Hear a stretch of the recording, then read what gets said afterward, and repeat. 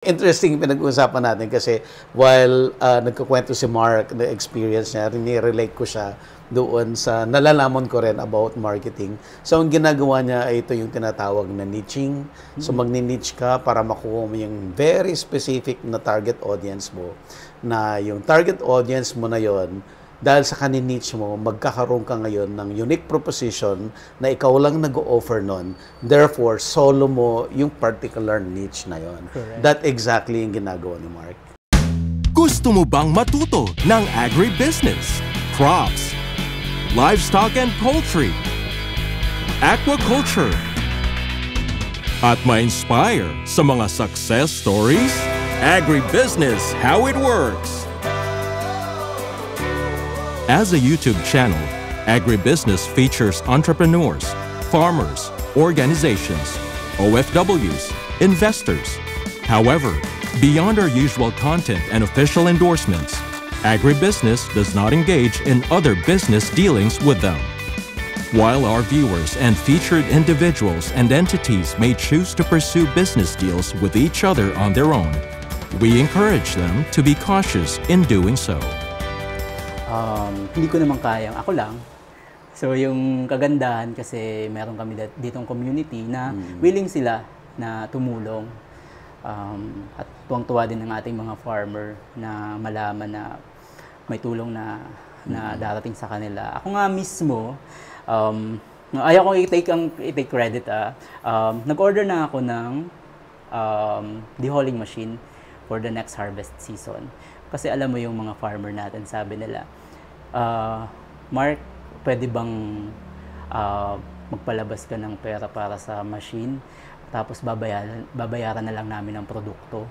Sabi niya ganun. Ganun sila ka-willing na mag-invest para mapaganda yung harvest nila. So, ako na lang nag-initiate na sabi ko, mag-order na ako, hindi nyo nababayaran. Ito yung sinasabi kong dehulling machine na in-order ko. I see.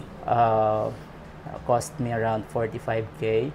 Pero ang delivery niya naman is August. Kasi This yung August. Yung August. Saan galing yan? May supplier from Manila na nagbebenta ng ganito. Why Alchemist yung pangalan ng yung brand mo? Okay, madami nagtatanong yan. Kasi unusual. Alchemist kasi we always incorporate science. Okay. Through our beverages. Okay. So, halimbawa, hindi naman coffee science. Kaya kami may mga equipment na ganito kasi hindi kami chachamba-chamba. So, ang roasting din, kailangan incorporate ka ng science bago ka makapag-roast ng magandang quality na kape. As I've said, nag-roast ako ng coffee. So, from green beans pa lang, sa producer pa lang natin, dapat alam natin yung details, yung processes, how they produce this, para ma-roast ko din ng tama. Then after roasting, sasabihin ko sa baristas, ito yung mga parameters na susundin natin para ma-extract natin yung proper coffee na i-serve natin sa guest natin. Parang may alchemy behind it. Yung the way we blend one local product to another, parang gano'n. So may mga coffee kami infused with ganito, mga local kalimonsito. May mga cocktail kami using different type of local produce. So ganun yung namin dito, atake namin. Kaya Alchemist kasi sabi ko, sky's the limit on how we create a concoction na mai-serve namin sa mga consumer namin. So, yan. Kamusta yung profile ng clients mo? Sino sila? More on mga young professionals ang market ko dito. Kasi alam mo naman yung mga young pros, medyo mga naka-ibang bansa na sila.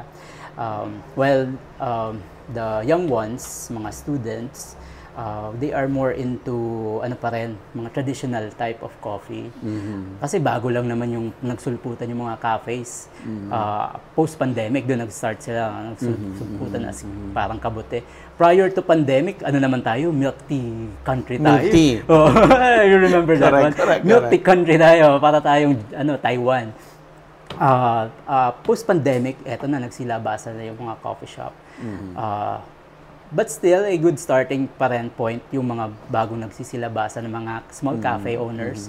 At the end, pag nalaman nila yung gusto nila, they can try us naman kung meron na silang budget for this type of coffee. Baka mali yun na makancel ako doon na kung may budget. I'm so sorry.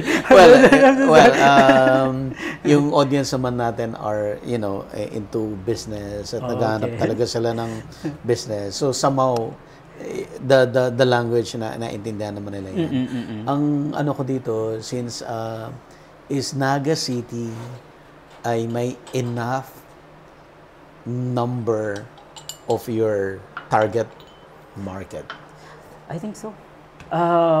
Hindi naman sobrang bago ang Alchemist. So, we as a brand, or I as a coffee shop owner, hindi naman ako bago. So, as I've said nga, nag-start ako kay Randy. Napaka-niche ng community, pero once you get them, they always come back for you. And this type They're of loyal customers. Super loyal. Proud na proud ako sa mga client ko. Kasi, And sila may purchasing power. Correct. Niche, but they have the capability. So yan, proud naman ako sa mga client ko dyan. They're keeping my business afloat for the past 9-10 months. So yeah. So what makes them as your returning clients? Siguro ang concept kasi ng ganyan, mauupo ka dyan, mayroong connection between barista and the client or the customers or the guest. Pupunta siya, always welcoming. We are not just selling beverage here sa Alchemist Specialty Coffee. Ang training ko sa kanila mga barista, sabi ko, mag-sell tayo ng hospitality. We are a hospitality industry. Sabi ko, yun ang natin, yun yung pinaka-strong point natin dapat dito sa brand natin sa Alchemist Specialty Coffee. Kasi wala tayong food eh. May mga taong hindi makikipag-usap sa'yo, kakain lang kasi masarap yung food mo. But us here, we need to have connections with our clients. So it's a personal connection na alam mo, magkakape siya, gusto niya masarap na kape, with a conversation, a little bit conversation. Kasi lagi naman sila returning client every time. So they are always welcome. Bumabalik sila, not just because we have good coffee, kasi meron din kaming dito, mga personal connections with our client. So, kilala namin most of them. So, yan. Dami kong daldal na naman. At least natututo yung audience natin. Ready na ba yung ating tea? Kaya wala dito. As you can see, di ba, ang setup ng typical coffee shop is they have their machines in front of the bar. Okay. This is designed to have a proper conversation with our client. So, pagpasok mo, kita mo kagad sila. Impressive. Impressive. So, start muna tayo sa natin, sa Cascara.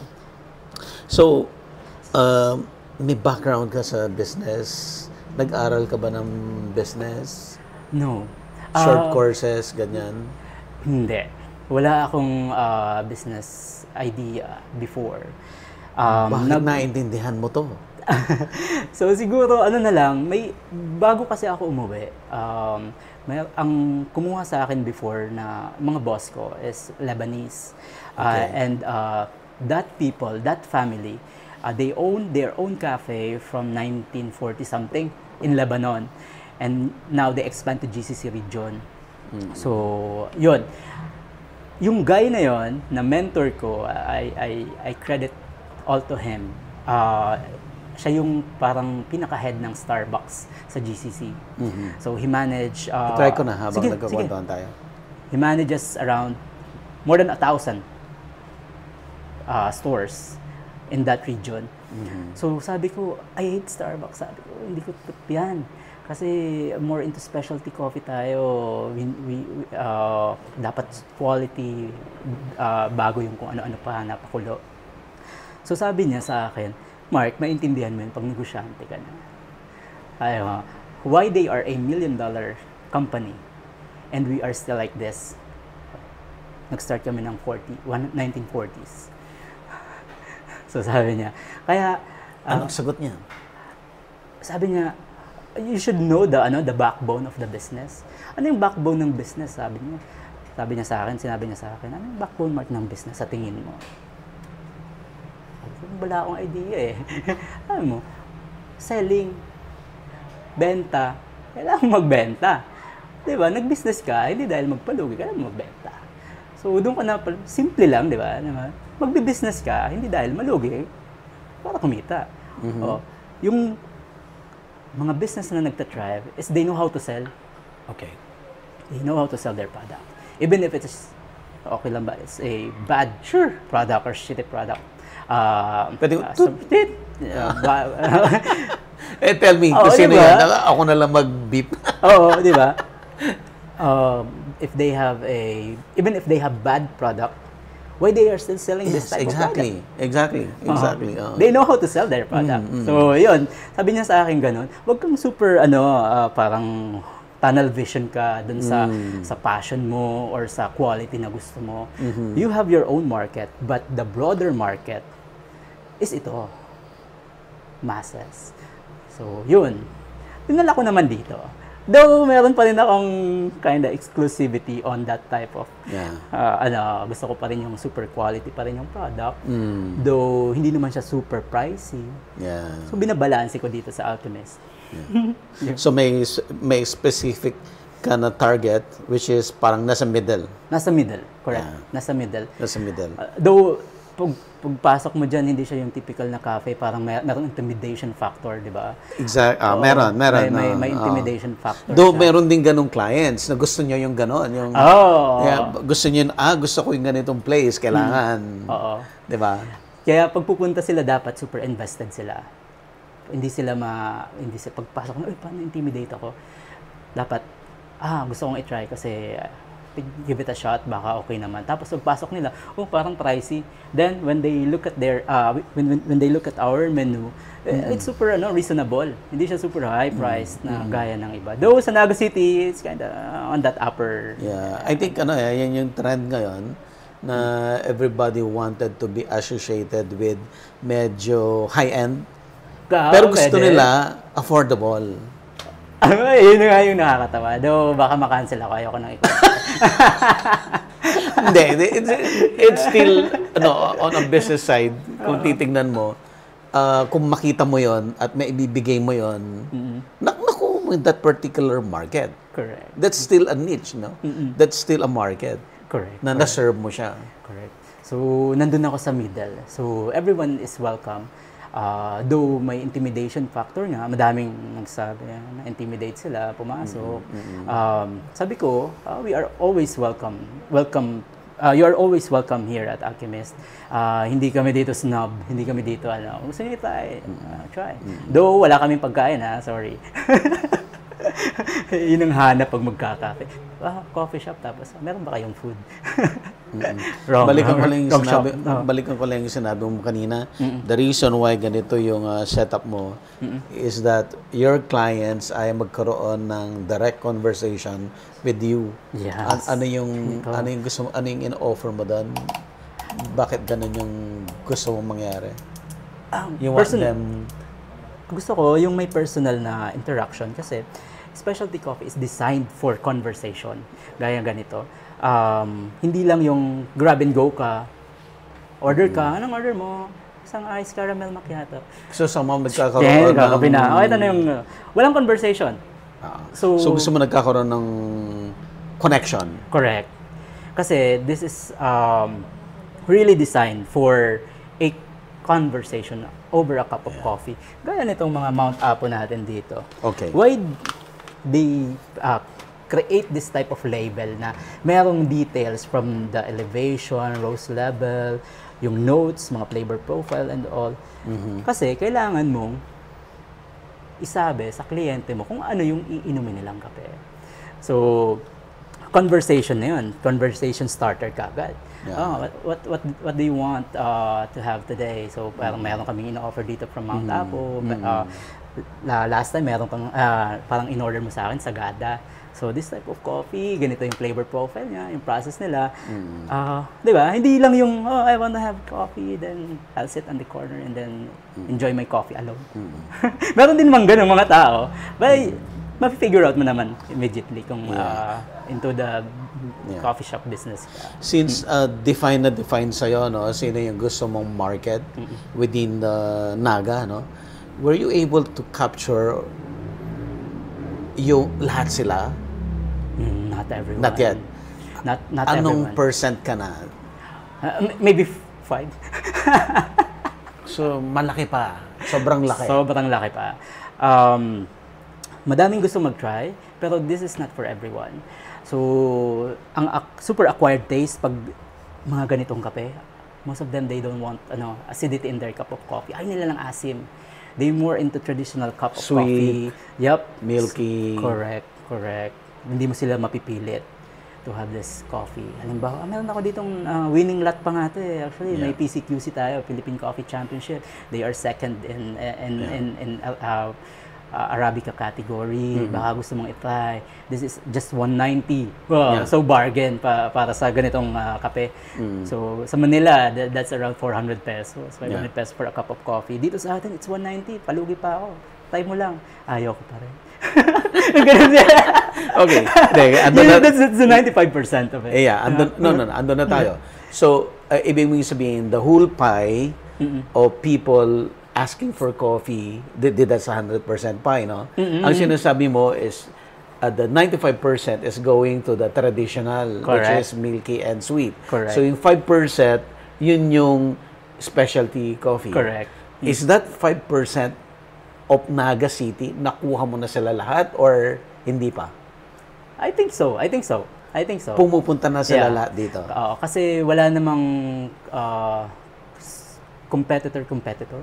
Okay. Paano ko ba? Solo mo? Hindi naman solo kasi Arcojust, they are offering specialty coffee. They have some of our cafes here nearby, Janjana Cafe. They offer a single origin specialty coffee. Okay. But this type of concept na walang food, uupo ka, mag-enjoy ka, you enjoy the ambience, music, slow pace, yung area, ganyan, meron kang old house sa harapan mo. So, parang ang sarap mag-inom ng kape. Tapos, kape lang, as is, mag-enjoy ka with your friend. Okay. Interesting kasi, andun na tayo, no? Natanggalan natin yung 95%. Andun tayo sa 5%. Yep. And you said, that's the specialty coffee. Within that specialty coffee, there are still competitors within the area, right? Okay. So, what you did, refine mo pa yun ulit para ma-differentiate mo yung sarili mo to other coffee shops, which is ito yung setup mo. So, in that effect, mag-isa mo.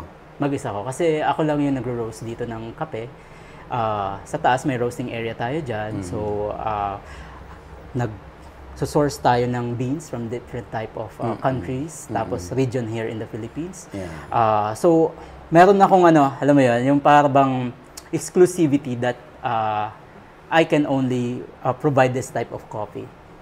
Dito lang sa Alchemist Specialty Coffee. Halimbawa, mag-source ako dyan sa Sagada. Okay, yung ibang cafe, nakakuha din sila ng beans galing doon. Pero I roast my own. So, I can change the profile of that coffee beans.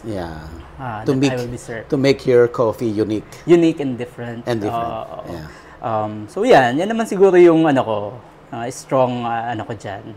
Take sa ganong concept. Yung pinag-iusapan mo natin ngayon is more on marketing. Interesting pinag-uusapan natin kasi while nagkukwento si Mark, the experience niya, rinirelate ko siya doon sa nalalaman ko rin about marketing. So, ang ginagawa niya ay ito yung tinatawag na niching. So, magni-niche ka para makuha mo yung very specific na target audience mo. Na yung target audience mo na yon, dahil sa niche mo, magkakaroon ka ngayon ng unique proposition na ikaw lang nag-o-offer nun. Therefore, solo mo yung particular niche na yon. That exactly yung ginagawa ni Mark. And we always build culture dito sa Alchemist. So, hindi lang siya dahil super exclusive yung mga ino-offer. While doing that, we build culture. So, by word of mouth, before wala akong signage, pinilit lang ako ng asawa ko. Alam niya, makikita niya, tatawa siya dyan. Kasi okay. I told her na, ano ba, huwag tayong maglalagay ng signage. Kasi hindi yan yung ano natin, hindi yan yung binibuild natin na brand. Gusto ko yung parang pupunta sila by word of mouth. We offer good coffee here without promoting anything. So, hindi kami yung nag-sponsored ads, social medias, we don't do that. Wow, so all organic, ha? Yep. Wow. I'm so proud of that one na ginawa namin kasi though mahirap talaga sobra, alam mo yun, malulugi ka sa una. Pero once you started that one, yun ang sinasabi ko, yung returning client, talagang araw-araw silang pupunta. It's a loyal customer. Matindi yan. Correct. Matindi yan. Lately, galing kami ng Vietnam. Okay. Tapos, doon niya nalaman na, naku po, ganito pala yung sinasabi mo, kaya ayaw mo ng ganitong signage, gusto mo ganitong setup, walang pintura.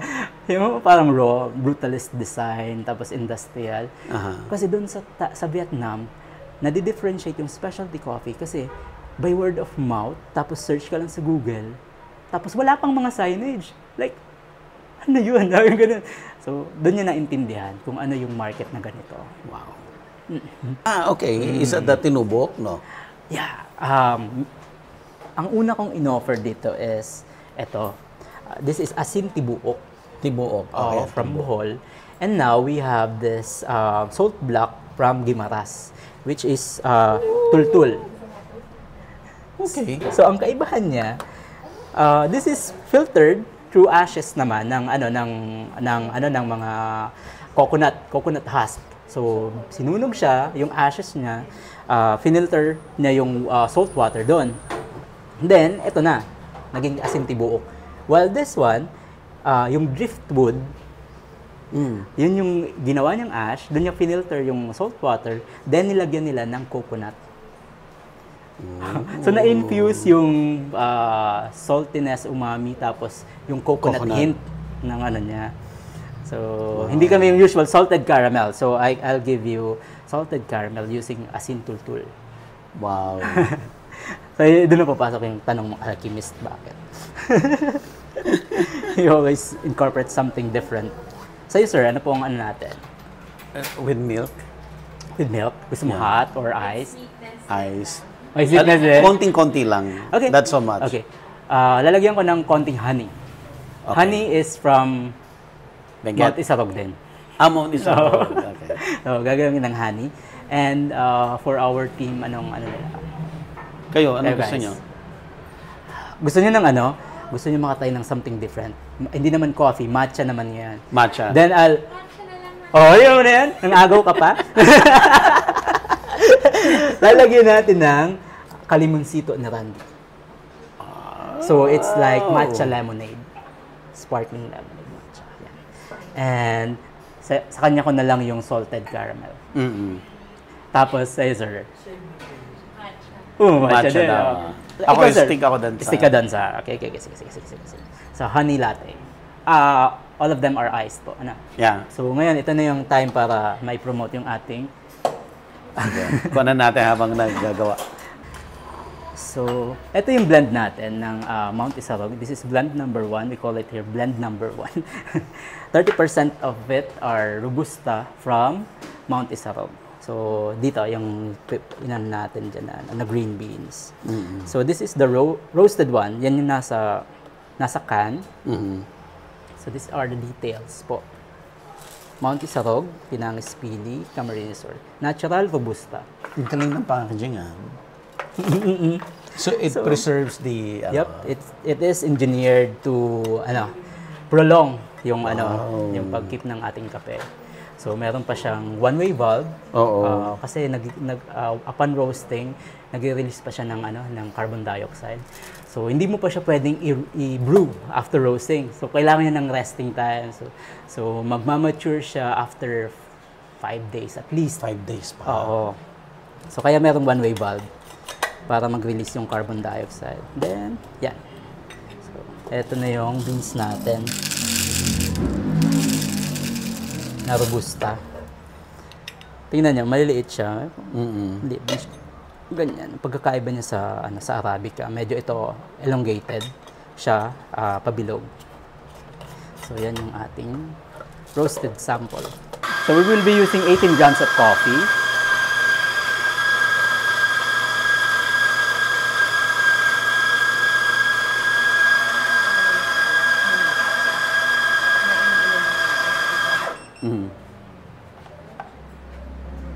So 17.5. So maglagay tayo ng 5 grams pa. 18 grams of coffee. Yan.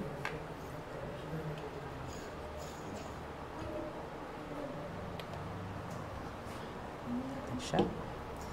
Bilisan. And then, purge.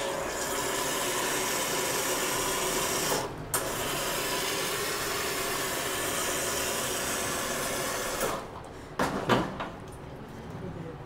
Tapos, sige. So, kailangan natin mag-extract ng 36 ml of espresso. So, that's 1:2.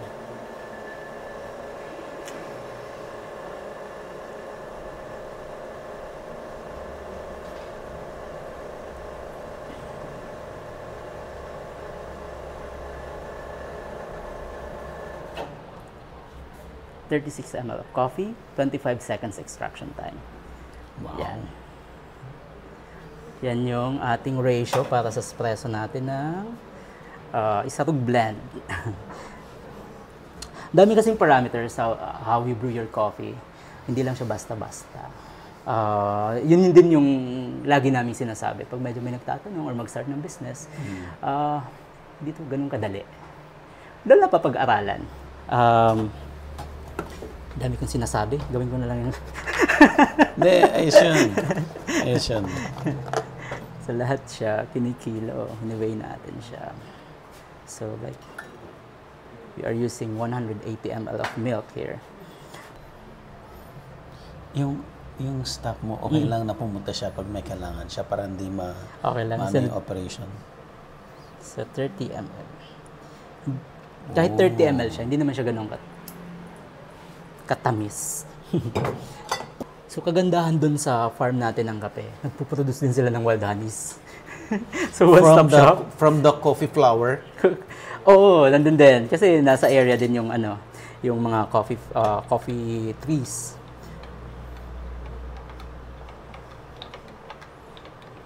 Okay. So, you always feel connection with them pag ganitong setup. Unlike sa traditional cafes, they just make they just make your coffee and then that's it. Ice. 180 ml of milk.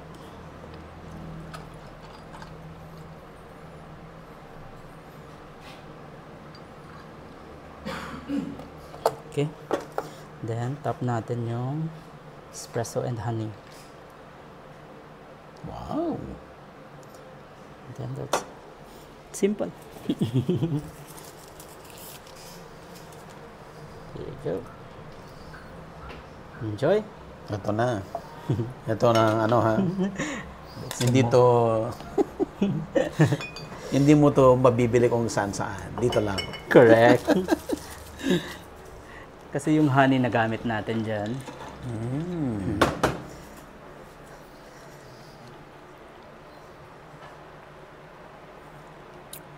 How was it? Sarap. Thank you. Kasi not everyone is using that type of honey din. Kasi very limited. So yun yung problema. Once the supply is finished, wala na. Magagawa na naman. Kailangan bilhin mo na lahat ng harvest ng honey. Correct. Total, hindi naman nasisira. Ang season na naman is, alam ba, after summer ata. After summer.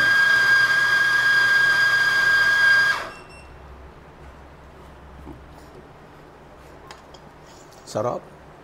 Thank you po. Yan. Yan.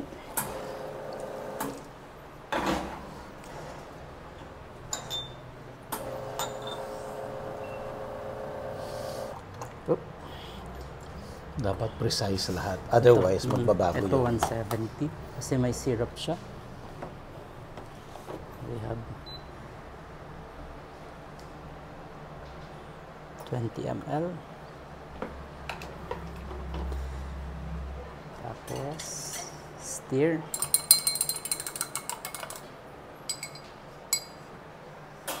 Natin yung ice.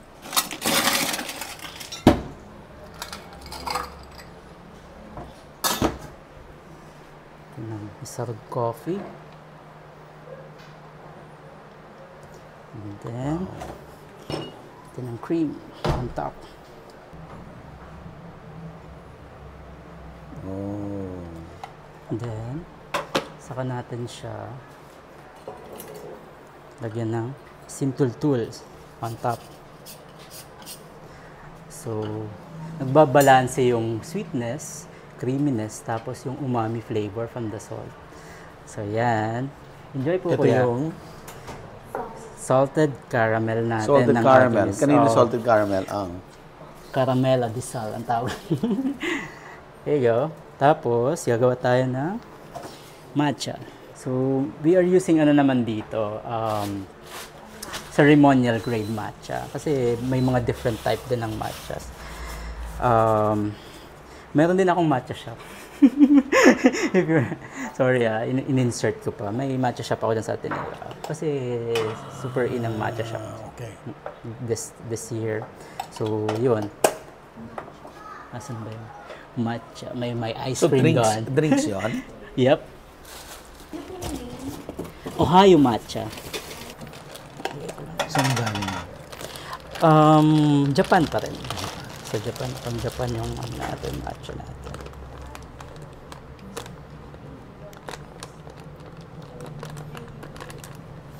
Yan. So sabi daw, natutunan ko lang naman, kasi galing ako Taiwan last week. So Last week lang? same ano pala, same plant lang sila, lahat ng tea. So nag-vary na lang sa pag-process ng tea leaves. Ah, so tea leaves din to. Oo, so nung nandun ako sa farm din ng tea farm Saan? sa Taiwan, doon nila pinakita yung difference ng iisang plant, yung leaves na yon, tapos on how they differentiate by processing, tapos mag-iiba kagad yung flavor profile ng ano. So may So, fermentation. Ito wala siyang fermentation, yung green tea.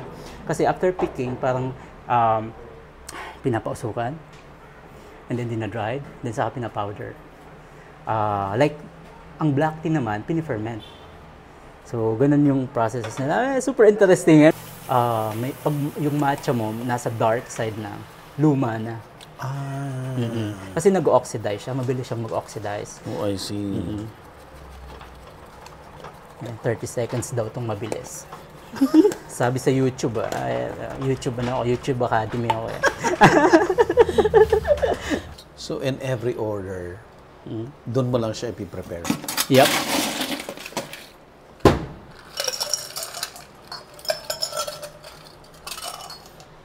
Hindi siya pwedeng mass produce kasi umiitim na siya.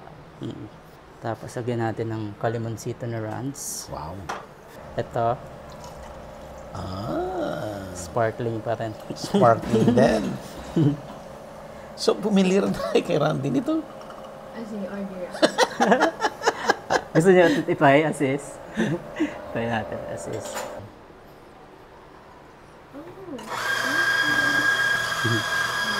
Yan yung as is na ano. Sarap. Busog na ako. Wow. Okay. Naku, wala nang lemon. Yun lang. Okay lang. Okay lang. Ano yan? Lagyan Dried? natin ng green apple to eh. Oh. Pwede na din siguro yan. Para cute lang. Guys, enjoy. Picture muna kami. Then I have cold brew. If you wanna try talaga yung flavor ng Cold brew. prepared si Mark. Wow. I'll just give you a little bit para tingnan nyo kung gusto nyo. Cold brew is not for everyone, as you know. Special ice. Sikreto? Hindi naman. Ano lang siya, para hindi siya mabilis matunaw. Gaya ng ibang ice, di ba, yung mga cubes natin, mabilis. Ito, 1 block of ice. So, it stays longer na solid siya. Hindi whiskey, ha? Baka may election liquor ba na? Wala pa ba? Hindi ko alam. So don't expect Cold too much brew. fruitiness on that cold brew, ha? Kasi robusta yung gamit natin. In-adjust naman natin yung ratio para makompensate yung bitterness. Ang mga negosyante dito sa Naga, mga bata, ano? Explosion ng anong ganon. Alright, Sir Mark. Ang dami nating maganda na pag-usapan. Sobrang enlightening yan doon sa audience natin. Sir, kung i-recap natin yung pinag-usapan natin, paano mo siya sasabihin? Siguro mag-start tayo sa advice kung paano na-build yung ganitong concept. Sa akin as young entrepreneur, dapat mag-start tayo kung ano ang gusto natin. Yeah. So yung passion, dapat nandun. Tapos wag kang sumubok ng bago. Yun naman pinaka-importante. Which Kaya is, work experience mo ito. Correct. Based from my experience, na minahal ko, and then after a few years, after a decade, I started something like this, Alchemist Specialty Coffee here in Naga, na medyo hindi pa gaanong accepted sa market, especially It's something new. Something new here, especially in Bicol region. Yeah. So, masasabi ko lang sa kanila is, wala namang problema sumubok. Sir, sabi nila, mahirap mag-start ng bago. Pero once na-hit mo yon, ikaw magbe-benefit ng lahat. Hindi, it's a collaboration. I don't wanna take credit for Alright. anything. I mean, okay. Rephrase natin. I mean, doon sa business side, di ba? Magiging rewarding para sa'yo as a business. Yep. Rewarding at the same time fulfilling kasi nasi-share ko yung knowledge ko sa industry. And then at the same time, nakakapag try sila ng different dito sa Naga City. May something we offer differently. Although this is the norm in Manila, madami ng specialty coffee shops, local brands. Unlike here in Naga, we are few who started this type of concept. Yeah. So tama yung sinabi ni Sir Mark, passion plus your work experience, Dedication. pagsamahin mo yun. Pagsamahin mo. So yan po yung Alchemist Specialty Coffee. And thank you so much po sa Thank you so much, Sir Mark. pag-visit dito Yeah. sa aking Nag-enjoy home. ako. Ay, salamat din po. And thank you so much po for featuring a lot of our local products na Yes. ino-offer din sa Alchemist. It's not just me, it's a collaboration of brands and then producers. Especially meron tayong bagong Isarog Coffee, so that's what we promote heavily. For them, yung mga farmers natin, na mag-strive sila na makapag-produce na mas madami pa. Malay mo in the future, sir, yung Isarog Coffee will be in Manila or something different part dito sa ating sa ating bansa. Gusto ko lang magpasalamat kay Randy Daguok at saka kay Jazz Hazareno. Sila yung nag-connect sa atin kay Sir Mark. Okay, thank you. Thank you so Good night po. much, Sir Mark. Thank you. Bye guys, good night. Ay, good night. Tama ba? Agribusiness merch is now available on Shopee and Lazada. Agribusiness, how it works. Instruct, inspire, succeed.